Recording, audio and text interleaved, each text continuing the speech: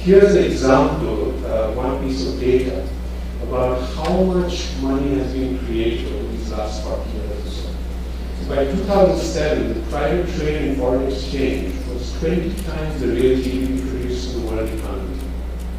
This is data from the Bank of International Settlements in Geneva.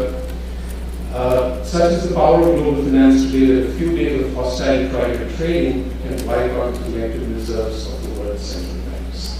So now you see why every government, every single government in the world actually has to keep financial markets happy if it is integrated with the global economy. If you don't do that, just like labor used to go on strike once upon a time, now capital can go on strike and go to some other country. They have that ability. They have created the legislative framework, or rather the absence of a legislative framework, which allows them to move from this island to that continent to some other country if going to get stuff from them in some country. Every policymaker is therefore in a degree of panic about when capital can fly away from there and destroy the currency, the exchange rates, economy, etc. Here's one way to understand what has happened. Everybody understands how a car functions roughly, which is that you put a certain amount of fuel in the car engine and then it will run, assuming all the other parts are functioning smoothly and so on. Then if you go on pumping the car with fuel, at some point the engine of the car is going to cease. That's roughly what has happened. That's one of the ways in which you can make sense of the present crisis. That they've gone on pumping money into the economy, money way out of proportion to real wealth in the economy. And so there are multiple sources of claims on the same real wealth actually. And so conflicts are growing partly for that reason. So you have an economy which is in relative stagnation. You have an economy which is not able to absorb all this cash, all this credit that you're creating. And all this credit is basically getting focused in the top layer of the economy. So there's a handful of people accumulating huge amounts of money, and that money needs an outlet. And most of the problems we are facing today is because of the solutions they find to solve the problem of too much money as well. Now, one thing the crisis establishes fairly clearly is that free markets are not the best way to organize society. So this is Thatcher's belief from the 1980s. Just let markets work freely has been tested now. Now we have proof. Alan Greenspan, the ex-chairman of the Federal Reserve, admitted that we were all mistaken. There's a serious flaw in our thinking, etc. So that doctrine stands discredited and should not be allowed to be resurrected in any self-respecting democracy. It has to be taken on intellectually head on, and people have to be made to confront the facts which we all know. This, I don't need to tell you about bailouts, the vast amounts of capital that have been deployed by governments on the public exchequer, which has worsened government federal deficits. And then the complaint is made by some pundits that governments have overspent. Well, part of the reason they've overspent is actually bail you out, which is to say, bail out, take back the rest of the finances. Now, there's a problem here which economists call moral hazard, which is that if you don't allow the market to punish a too eager lender or a too eager borrower, then that tendency to over-borrow or over-lend is going to remain. So you have not solved that problem. Neither President Obama nor any of the other EU leaders have actually tackled the problem of actually allowing the market to function freely when it comes to people who need to face the music of the market. Unemployment continues to be unacceptably high. We know that. Inequalities are worse than ever. Poverty in large parts of the developing world remains the same. In some parts of the developed world, it is worsening. There's overcapacity in many key industries, most key industries, steel, automobiles, cement, shipbuilding. Those people who travel to China know what government budgets are being strained because of the bailouts, and so there's again downward pressure on areas like health, education, social security, and environment. I'll let Alejandro tell you something about the policy framework of neoliberalism, and then I'll come back and discuss consequences of the press.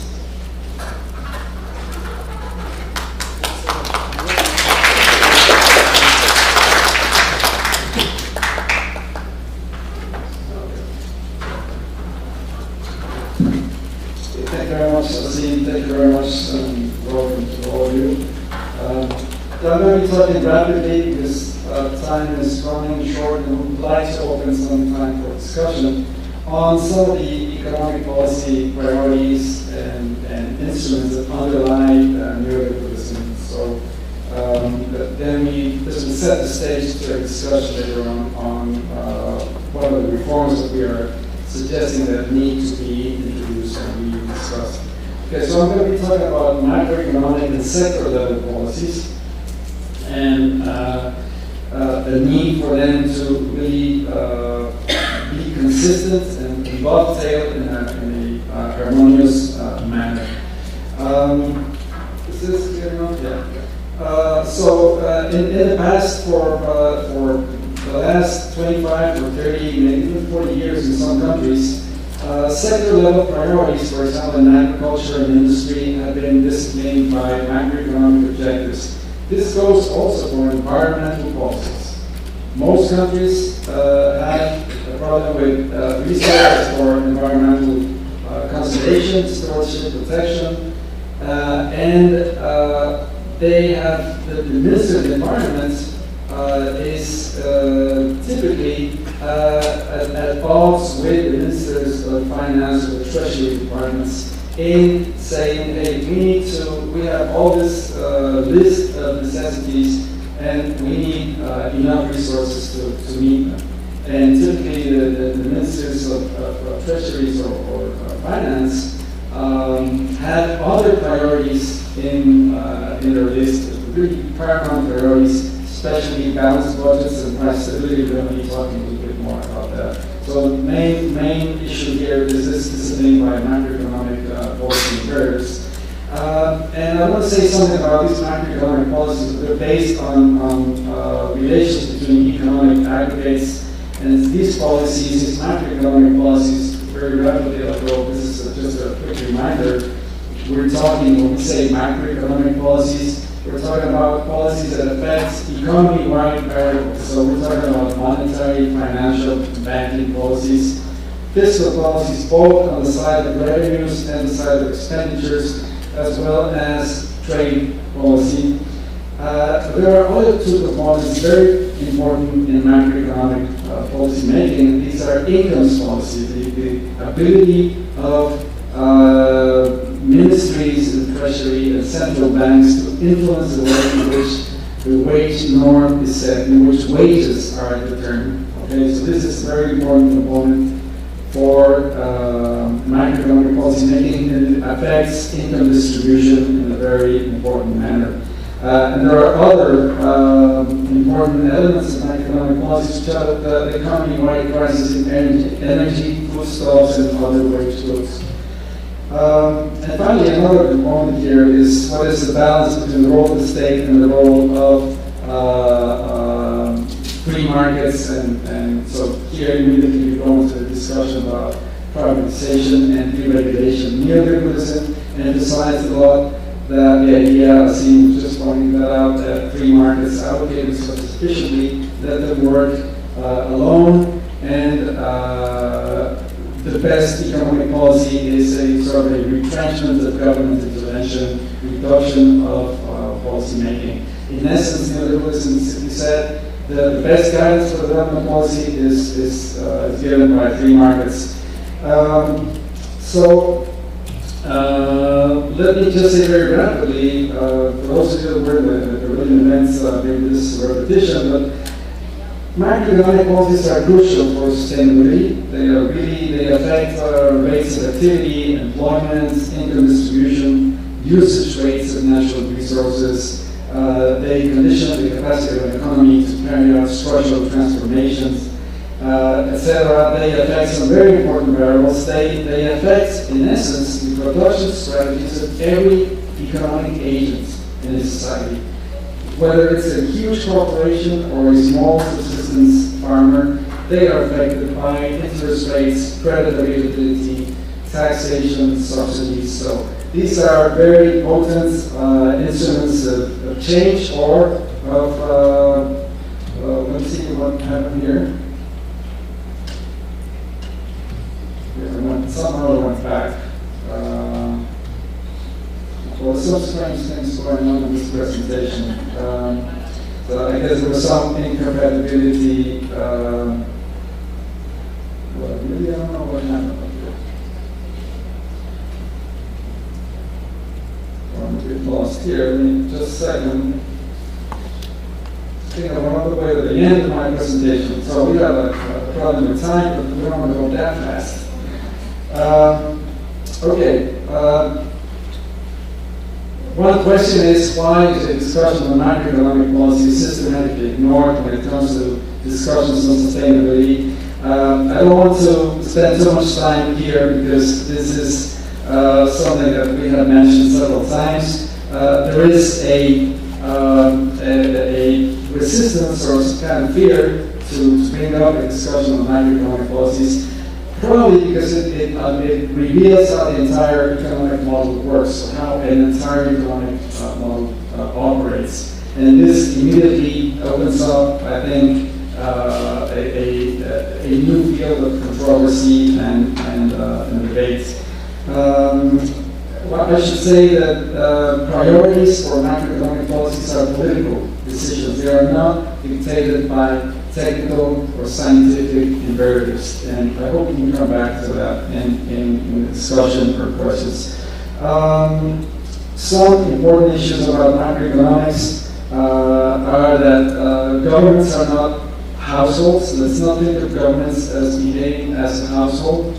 Governments can impose taxation, and if they tell me that the government of Mexico has to behave just like any other household, I say, well, I don't have the ability to impose a tax on my neighbors.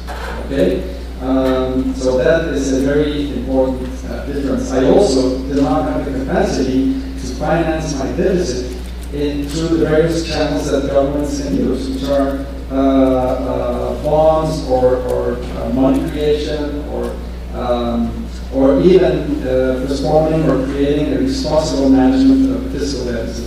So there are some very important differences in the way we think about macroeconomics, and the reason I point them out here is because sometimes in debates about macroeconomic policies and their effects on sustainability and the environment and conservation and livelihoods are muddled up by these confusions about what exactly is thinking in terms of macroeconomics. Macroeconomics is not the result of aggregating the behavior of individual agents. It doesn't work like that. The same rationality at the individual level does not apply when you aggregate all these individuals. So there's some properties that are not conserved when you do aggregation exercises.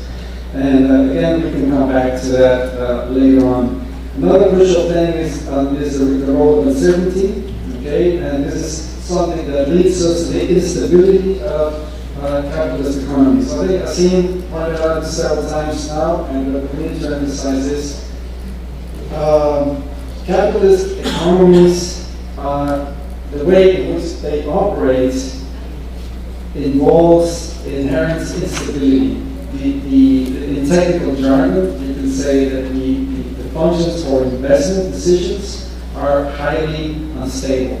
Okay. And this is something that we know in economic theory and that economic historians have proven time and time again. And this global financial and economic crisis is proof of this instability. It is especially intense in financial markets, because financial markets are markets in which assets can be a piece of paper, an IOU, a promise. Okay, and they can get, for example, in derivative markets, they can get totally disconnected from any reference to, let's say, the real world economics. So here, the value of a piece of paper depends on whether you and I believe it is is something valuable or not. The moment somebody says, I don't believe this is valuable, then the price of that thing starts moving in very strange trajectories. Okay, so this is instability in financial markets. Okay, let me come back to the macroeconomic and economic policy objectives in less developed countries under neoliberalism, although a lot of what I'm going to say here also applies to developed countries. The main objective of monetary policy has been, for the last 25, 30 years, price stability. That means control of inflation. The main objective of fiscal policy has been a balanced budget. Keep your fiscal accounts in order. And another central element has been financial deregulation. These things work as a system. I don't have time right now to explain how exactly they work, but I hope if you have questions, we can come back to that. Just remember these two critical objectives. Control inflation, price stability, and your balanced fiscal accounts. Okay? These are really the two big pillars of neoliberalism in terms of economic policy. The other one was trade liberalization. You need to open trade, get rid of obstacles, because remember, markets allocate resources efficiently and they increase wealth. Okay. The objectives of this policy package, what were the objectives? It's growth. You can have greater growth rates, employment, job creation. This will lower inequality, and you will have equilibrium, a balanced a system of accounts in your balance of payments as your external accounts and in your fiscal accounts. So the policy recipe of neoliberalism, the aspiration was growth with poverty and inequality reduction and equilibrium in your internal accounts, that is especially your fiscal accounts, and in your external relations, in your balance payments. Well, that is the objective. I have to very rapidly tell you that really here the main objective that was attained, and even then with some problems, was the control of inflation. You didn't get in the last 30 years, and this is something that applies. This is why I seem to talk about this failure of the neoliberal model. In the last 35 years, growth rates for the entire world have gone down, except some East Asian countries, and certainly for China in a period within that frame of time. But in the rest of the capitalist world, growth rates went down. Okay? In the developing countries, you didn't attain equilibrium either in fiscal accounts nor in your balance payments. This is why you had in the 90s a series of very, very brutal financial crises. One after the other. You had Mexico, you had Brazil, you had Turkey, you had the East Asian countries. And then also, you didn't get this fiscal balance. If you look at Latin America, you will see the problems with fiscal accounts. One of the reasons is that revenues have gone down and bailouts of banks and huge corporations have increased. So you have a combination that is explosive and doesn't allow you to have fiscal balance. Okay, so these are the pillars, these were the objectives. I just mentioned something about the results. And let me say something about sector level policies and macroeconomics, or macroeconomic policies. What I just said a while ago, sector level policies were disciplined by macroeconomic imperatives, price stability, and balanced budgets. You want to spend a lot of money in education? Hey, we have to be careful because all of these expenditures crowd out the private sector, they create inflation, and we don't want to have a fiscal deficit. And why don't we want to have a fiscal deficit? Because we need to generate resources to pay our debt and financial charges.